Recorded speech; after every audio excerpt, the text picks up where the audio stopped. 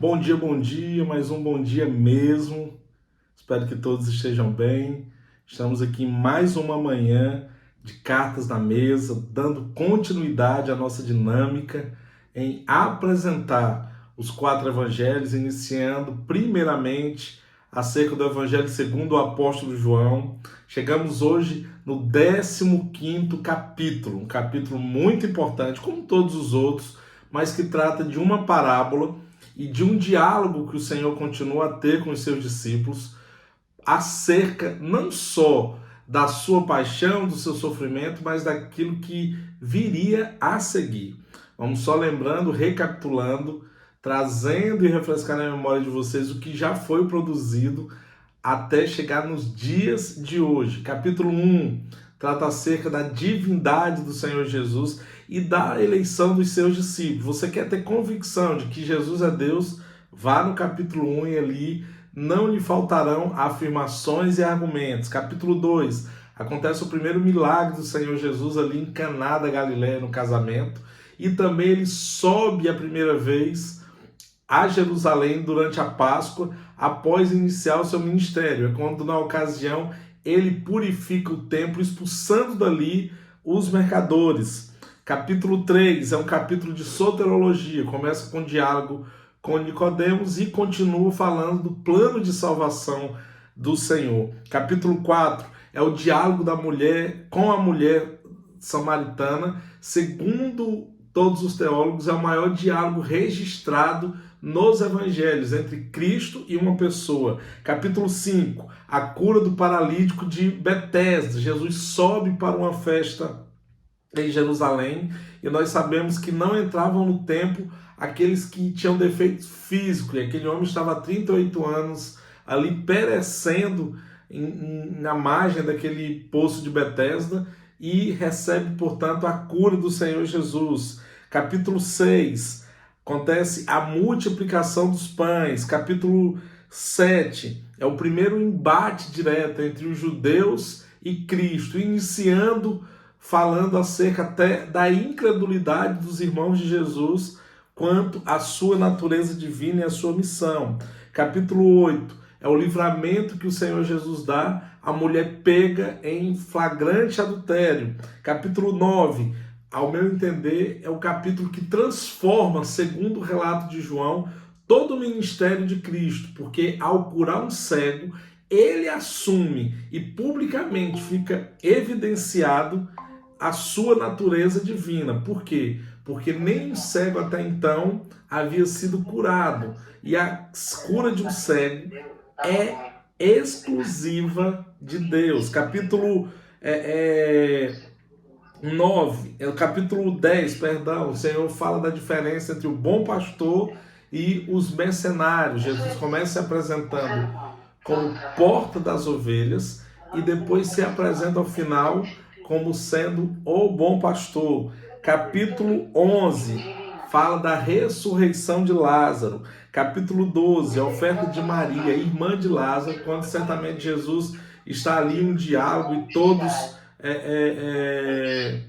o visitando, todos ali certamente o tratando ali, questionando acerca daquele grande testemunho.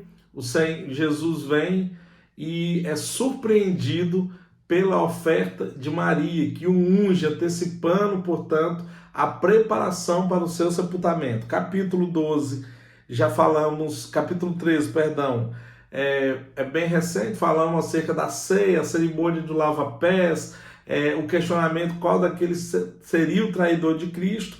Capítulo 14 é o diálogo da consolação, onde o pai começa consolando, o filho consola e por fim vem a promessa do Espírito Santo. E hoje falaremos de um dos capítulos que dá continuidade ao diálogo que Jesus tem, né? É um diálogo longo que Jesus tem e é dividido aqui no Evangelho em 3 capítulos, 14, 15 e 16. O 15, ele é um capítulo breve, são 27 versículos, mas muito rico. E eu divido em 3 partes, e assim será a dinâmica de hoje para o fim da compreensão e meditação. Amém? Vamos dar início à leitura. Espero que todos estejam bem. Você que nos acompanha ao vivo, você que nos acompanhará depois pelo YouTube. Não deixe de dar a sua curtida, não deixe de fazer o seu comentário, feedback. Isso nos auxiliará a saber como tem sido a sua recepção acerca desse assunto. Amém? Mas vamos à leitura bíblica. Capítulo 15 do Evangelho segundo o apóstolo João. E diz, portanto, a palavra do Senhor: Eu sou a videira verdadeira, e meu Pai o agricultor. Todo ramo que estando em mim não der fruto, ele o corta, e todo que dá fruto limpa, para que produza mais fruto ainda. Vós já estáis limpos pela palavra que vos tenho falado. Permanecei em mim, e eu permanecerei em vós. Como não pode o ramo produzir fruto de si mesmo, se não permanecer na videira? Assim, nem vós o podeis dar, se não permanecerdes em mim. Eu sou a videira, vós os ramos. Quem permanece em mim e eu nele, esse dá muito fruto, porque sem mim nada podeis fazer. Se alguém não permanecer em mim, será lançado fora, à semelhança do ramo, e secará, e o apanharão, lançam no fogo e o queimam.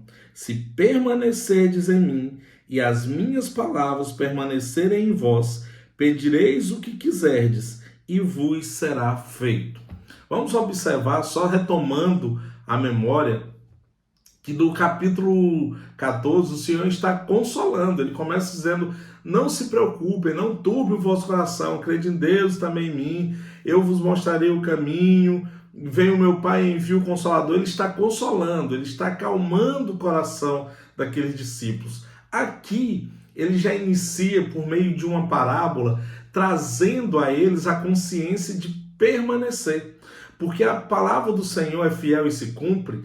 E diz a palavra do Senhor que o pastor seria morto e as ovelhas iriam se espalhar. Mas o Senhor gostaria e desejava que eles tivessem a consciência de estarem reunidos nele.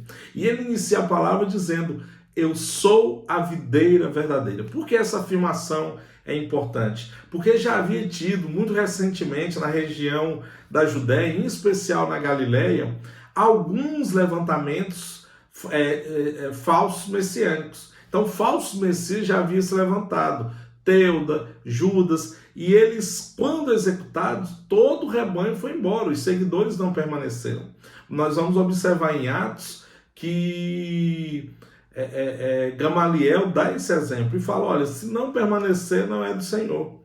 Cristo tinha essa consciência e falava: eu sou a videira verdadeira, eu não sou um falso profeta, eu não sou um falso pastor, um falso mestre, eu não estou anunciando as boas novas para se encerrar com o fim da minha vida.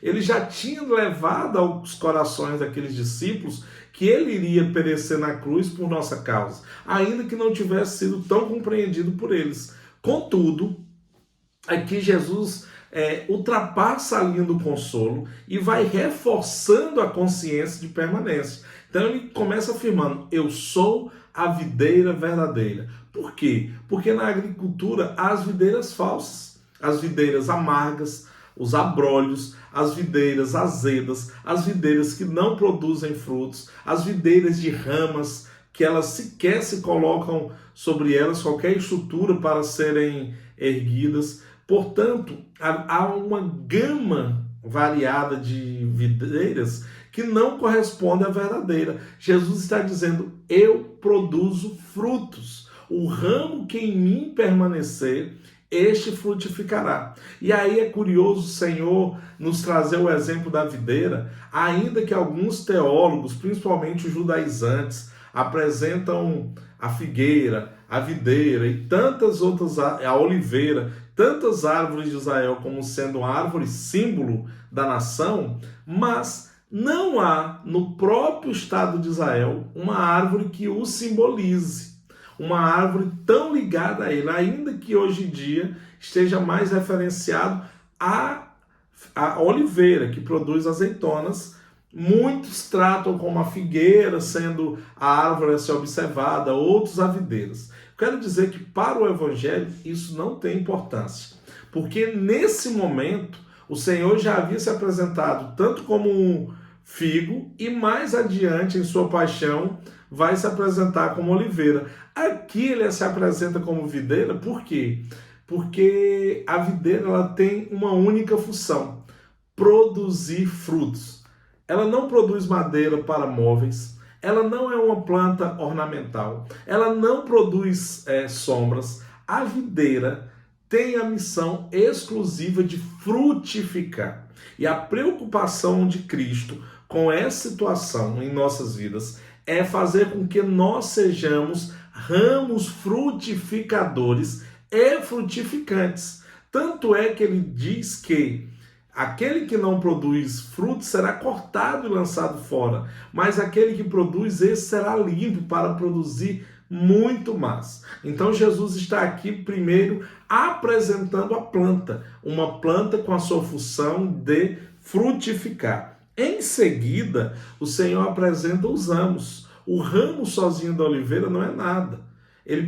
Para eles gerar uma outra videira, ele precisa ser arrancado e plantado, e ele deve se aguardar até transformar-se novamente na árvore, né, na rama que gera frutos. Então ele sozinho não é nada, ele precisa estar ligado a toda a videira. Então o Senhor está dizendo ali, olha, nós somos nós enquanto ramos precisamos estar ligados na videira principal, no tronco que tem a seiva pura, limpa e santa, qual seja Jesus Cristo. Nós não somos a videira, nós somos os ramos dela.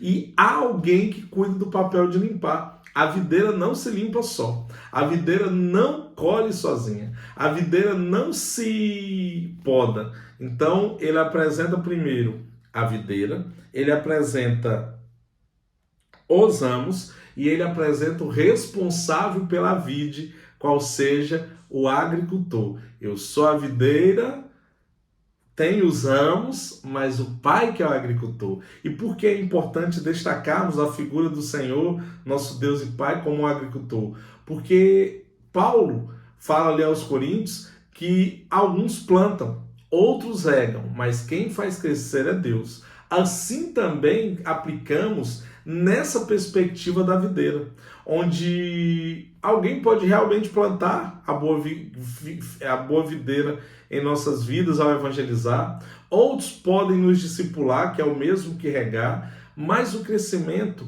é de Deus e no tempo dele. E ele, enquanto agricultor, além de zelar pela vide, além de zelar pela vinha, ele tem o papel de limpar e podar. O que é a limpa? É você arrancar, extrair, eliminar da planta, no caso a videira, todo ramo que não frutifica, todo ramo que está morto, todo ramo que está estéril, todo ramo que não está ligado verdadeiramente à sua seiva saudável. Ele precisa ser arrancado. E, em seguida, ele fala da poda. A poda nada mais é do que uma limpeza onde o ramo permanece para maior frutificação. O ramo não é extraído da planta, o ramo não é separado da videira, mas ele é tão somente preparado para vir a frutificar mais ainda. Então falamos da videira, falamos dos ramos, falamos do agricultor e lembremos novamente, qual é a função da videira? Produzir frutos. E aí que entra o último detalhe dessa passagem, qual seja os frutos. E o Senhor deseja que nós sejamos ramos da videira que lhe dão frutos. Mas para frutificar é necessário permanecermos. Então, toda essa primeira parte do capítulo 15 do Evangelho segundo o apóstolo João é para nos dar a consciência de permanecimento. Que nós não somos frutos, não somos ramos, não somos videiras que ora produz ou ora não, ora está, ora não está. Não, nós somos perenes. Nós somos como aquela planta que foi semeada e plantada à beira do ribeiro. Só que nós não estamos à beira do ribeiro, nós estamos na fonte de água viva, que é o próprio Cristo. Então nós iremos produzir o fruto constantemente, no tempo certo, e nossas folhas não se secarão. Então, enquanto nós permanecermos, nós estaremos com ele. Contudo, há uma repreensão. E nessa repreensão, uma consequência. Aquele que não permanecer será arrancado e seco e depois lançado ao fogo. Observe que em toda dispensação da graça, o Senhor não abre mão da sua justiça. O Senhor não abre mão de nos alertar acerca das consequências do não permanecer. Quem permanecer, tudo que pedir, este terá. Quem não permanecer, não verá a glória de Deus. Quem não permanecer, não produzirá frutos. E aquele que não permanecendo, será arrancado e depois de seco, devidamente juntado para a queima, para a eliminação. Portanto, sejamos sempre atentos acerca do que o Senhor quer nos despertar nessa parábola, do consolo à instrução. E essa instrução, ela precisa nos despertar para o comprometimento que nós devemos ter para com o Evangelho, para com a missão que nos foi confiada. Amém? Vamos dar continuidade aqui, versículo 8. Nisto é glorificado meu Pai, em que dei muito frutos, e assim vos torneis meus discípulos. Como o Pai me amou, também eu vos amei, permanecei no meu amor. Se guardardes os meus mandamentos, permanecereis no meu amor, assim como também eu tenho guardado os mandamentos de meu Pai, e no seu amor permaneço. Tenho-vos dito estas coisas para que o meu gozo esteja em vós, e o vosso gozo seja completo. O meu mandamento é este, que vos ameis uns aos outros, assim como eu vos amei. Ninguém tem maior amor do que este, de dar a alguém a própria vida em favor dos seus amigos. Vós sois meus amigos, se fazei o que eu vos mando. Já não vos chamo servo, porque o servo não sabe o que faz o seu senhor, mas tenho-vos chamado amigos, porque tudo quanto ouvi de meu Pai vos tenho dado a conhecer.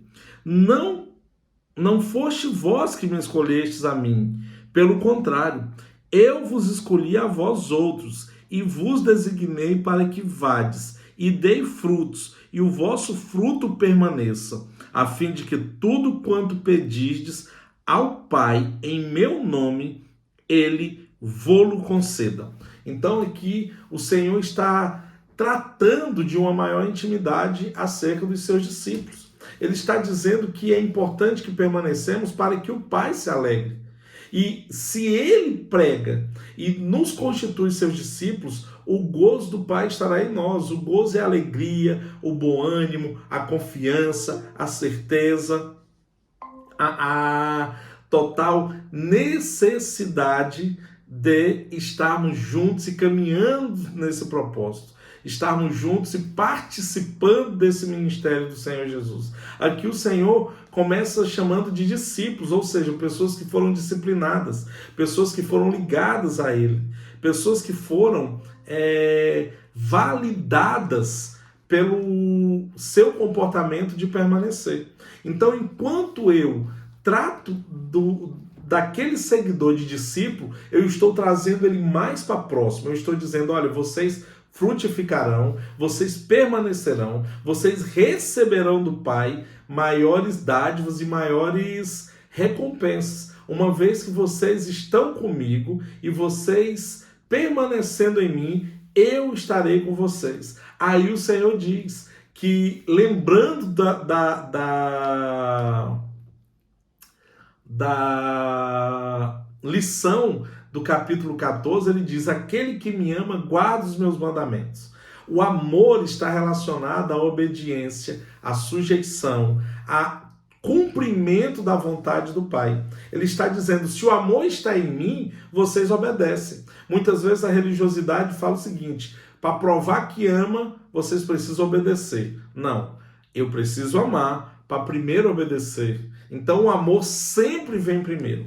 O ministério do Senhor Jesus está ligado diretamente ao amor. Então, quando ele fala, se me amais, obedecereis, fica muito mais leve que a afirmação, somente obedecendo, vocês alcançam a capacidade de amar o Senhor. E aqui Jesus está afirmando, não há maior amor do que esse, de dar a vida pelos seus amigos. Mas a vida é dada para aqueles que também o amam e o obedecem. Amigo não é só o cara que você, chega aqui, bate aqui na minha mão, faz isso aqui. Não, amigo significa o mais amado. Se nós observarmos a literatura, principalmente nós aqui, que somos de raiz lusófona, em razão da nossa colonização, os primeiros poemas portugueses ligam amigo ao amado. A esposa chamava o marido de amigo e o amigo chamava a esposa de amiga. Então, quando eles iam para a guerra, quando eles iam se distanciar, na época do trovadorismo, eles se relacionavam um ao outro como amigo, porque quando um era amigo do outro, ele dava a vida um pelo outro. Então, aqui, Cristo está dizendo que nesse nível de amor, que é a amizade que ele tem pelos seus discípulos, não há maior. Por isso, ele dá a vida por eles. Mas é necessário que permaneçamos não só ligados, mas em obediência, permaneçamos também em cumprimento aos mandamentos e atento à sua palavra. O Senhor anseia que tudo aquilo que ele já havia separado para nós, ainda na atmosfera do Éden, e ainda o que teremos para o paraíso, seja restituído na ligação da videira. Lembrando que a videira verdadeira é Cristo. Nós somos os ramos. O Pai é o agricultor, mas os frutos virão na permanência e na ligação dessa videira. Se nós não estivermos ligados à videira, se nós não estivermos sido cuidados pelos pais, se nós não nos virmos como ramos, esses frutos não chegam. E Jesus aqui deixa bem claro que antes de nós o escolhermos como videira verdadeira, ele já havia nos escolhido como ramos. Mas por quê? Porque nós somos eleitos dele através da nossa concepção, através da nossa direção de fé. E ele diz que nós daremos frutos e frutos que permanecerão. Então, nós não estamos ligados à videira de forma superficial, mas de forma íntima, de forma intensa e de tal forma a produzir frutos que dará alegria ao Pai, que é o agricultor. Porque não há mais alegria para o agricultor do que ver a árvore que ele plantou dando frutos. Se nós observarmos a parábola da figueira infértil, Jesus se chateia a tal ponto que no outro dia ela se apresenta seca. Nós iremos ler essa parábola, acredito que já no capítulo 16 ou 17, de 18, se eu não me engano, alguma coisa assim do tipo. Então nós iremos ver como Jesus reage na tristeza, decepção e frustração diante de uma planta que deveria dar o fruto e esta não dá. Então aqui ele está dando continuidade a esse diálogo aí de 3 capítulos, 4 capítulos, 14, 15, 16, 17, e nesse ponto já não no nível de consolo, mas no nível de instrução e alerta. Permaneçam em mim para que vós frutificais. Amém? Vamos dar continuidade e a quarta parte aqui desse breve capítulo, no versículo 17 diz: Isto vos mando, que vos ameis uns aos outros. Se o mundo vos odeia, sabei que, primeiro do que a vós, outros me odiou a mim. Se vós fosseis do mundo, o mundo amaria o que era seu. Como, todavia, não sois do mundo, pelo contrário, dele vos escolhi. Por isso o mundo vos odeia. Lembrai-vos da palavra que eu vos disse: não é o servo maior do que o seu senhor. Se me perseguiram a mim, também perseguirão a vós outros. se guardaram a minha palavra, também guardarão a vossa. Tudo isto, porém, vos farão por causa do meu nome, porquanto não conhece aquele que me enviou. Se eu não viera, nem lhes houvera falado, pecado não teriam, mas agora não tem desculpa do seu pecado. Quem me odeia, odeia também a meu Pai. Se eu não tivesse feito entre eles tais obras, quais nenhum outro fez, pecado não teriam. Mas agora, não somente têm eles visto, mas também odiado, tanto a mim como a meu Pai. Isto, porém, é para que se cumpra a palavra escrita na sua lei. Odiaram-me sem motivo. O Senhor começa nesse terceiro raciocínio do capítulo 15 do Evangelho segundo o apóstolo João, falando a respeito da necessidade de amar. Porque não tem como eu instruir as pessoas acerca do ódio, da perseguição, se eu não estiver ligado à primeira verdade, amar a Deus sobre todas as coisas. Segunda verdade, amar o próximo como a mim mesmo. Se eu permaneço em Cristo, eu continuo amando o próximo. Mas por que Jesus dá essa alerta ali no versículo 17? Porque nós não temos a promessa de sermos amados pelo mundo. De uns tempos para cá, a igreja sente uma carência infreável, incontrolável, de ser aceita, de ser queridinha, de ser encaixada na sociedade, de ser amada, de ser aprovada. Ei, deixa eu falar algo para ti. Nós nunca seremos amados por esse sistema. Aquele que se faz amigo do mundo torna-se inimigo de Deus. João alerta isso em sua primeira carta. Não tem condições nenhuma da igreja ser olhada, admirada, amada e desejada aqui. Nem a igreja, tampouco nós enquanto seus discípulos. Por quê? Porque antes de nós sermos odiados, odiaram a Cristo primeiro. E ele diz aqui, eu fiz sinais miraculosos, eu curei, ressuscitei, eu multipliquei os pães, eu absolvi condenados, eu purifiquei leprosos, devolvi vista a cegos, fiz surdo ouvir, mudo falar, paralítico andar. Ainda assim, estes o rejeitaram, porque o odiaram sem motivo. Mas não odiam Cristo gratuitamente. O ódio a Cristo vem acerca do ódio a Deus. Por que o ódio a Deus? Porque Deus não é feito à semelhança de homem. É o contrário.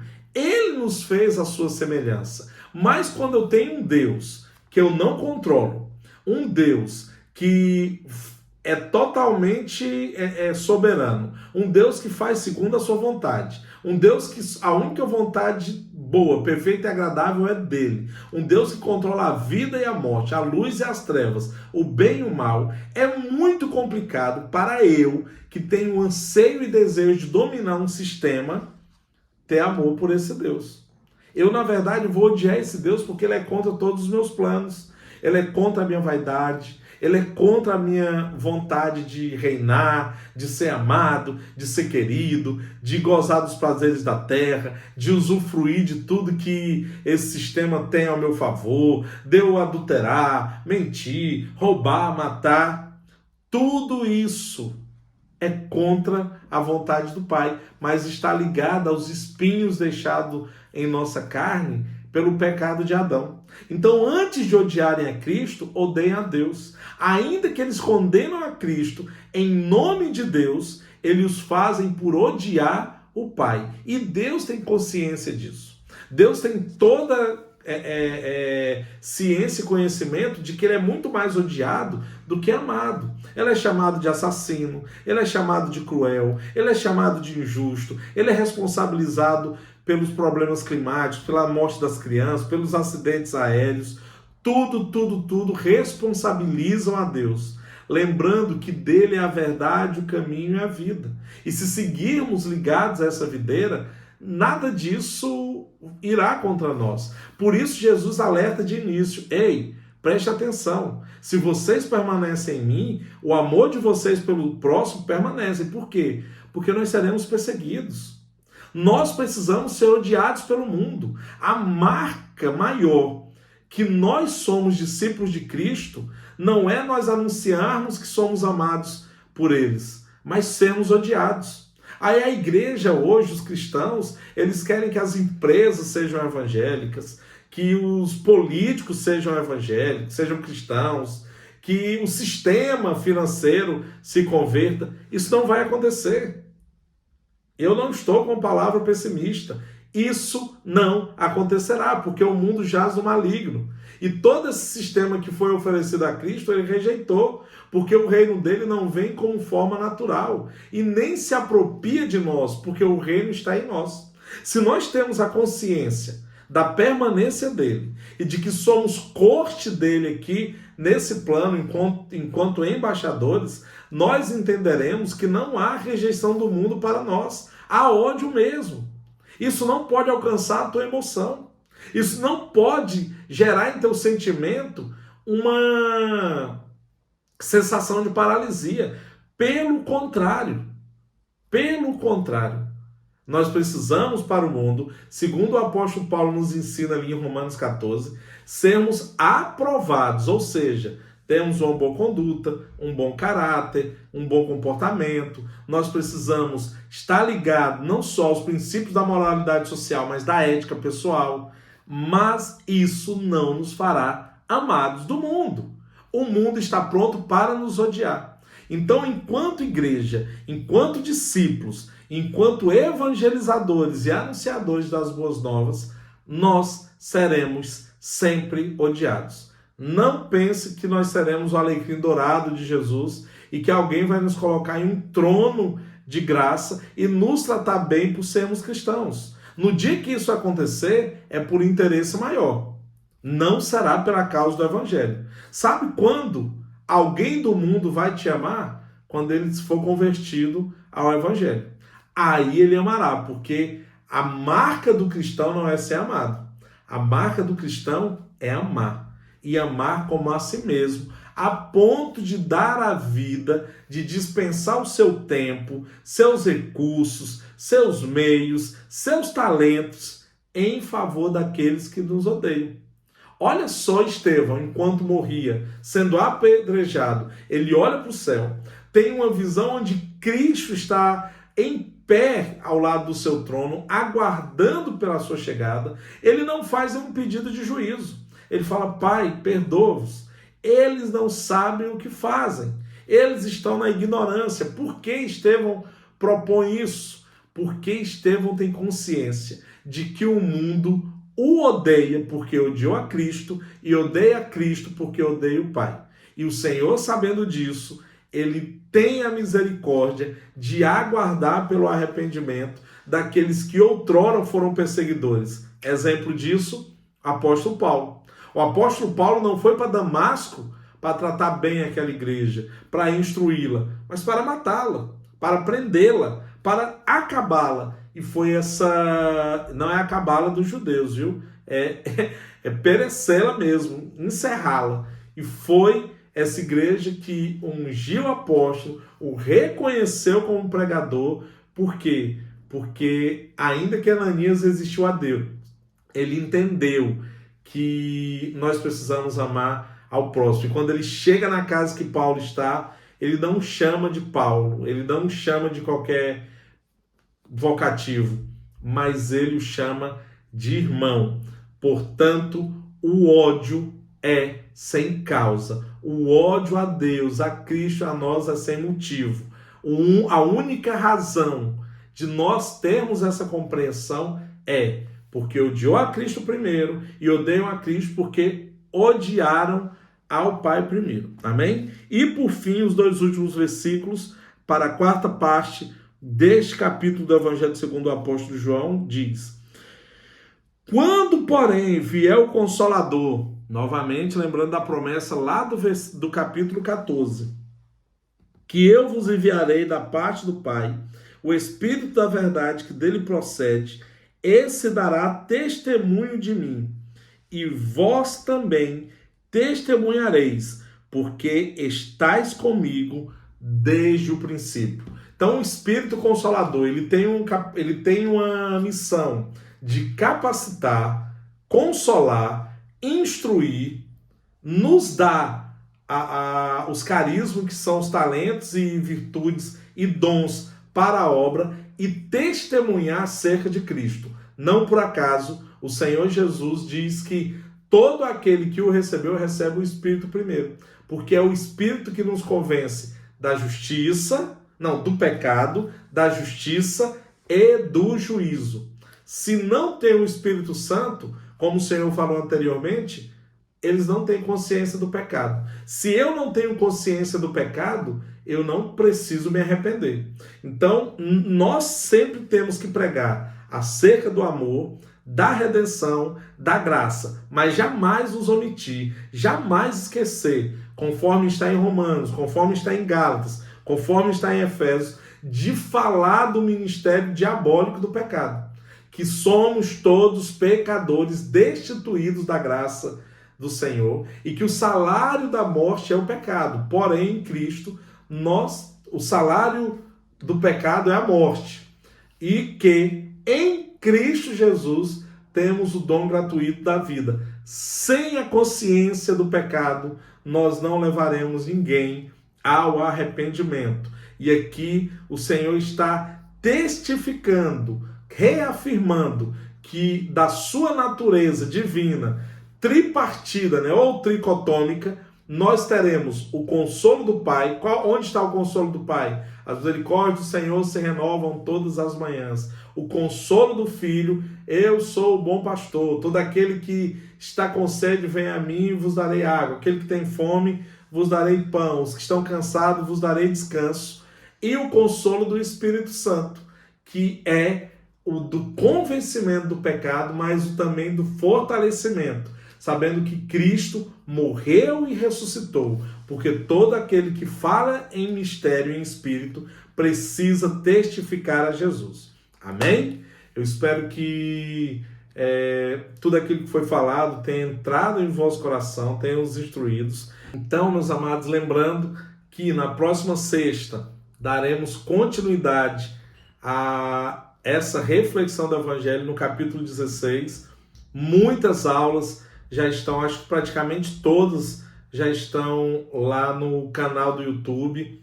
Você vai no YouTube, coloca Igreja Carta Viva e vai encontrar lá todas as aulas anteriores.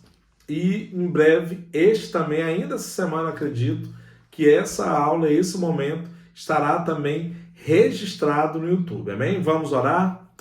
Senhor, meu Deus e Pai, em nome de Jesus, eu quero te agradecer, Deus, pela tua palavra, pelo teu ensinamento, agradecer pelo teu Espírito Santo que nos instrui, Pai, e tem nos dado convencimento da verdade. Senhor, onde quer que essa palavra, essa meditação e reflexão chegue, que alcance aqueles, Pai, que já estão prontos a frutificar. Seja tu, Senhor, o bom agricultor, que com a tua destra limpa, poda e dá a certeza do crescimento para a frutificação. Em nome de Jesus, amém. Tenham todos vocês um dia abençoado, um dia de paz, e passe adiante o Evangelho. Que o Senhor Jesus os abençoe em tudo, e muito obrigado pela permanência. Fiquem com Deus.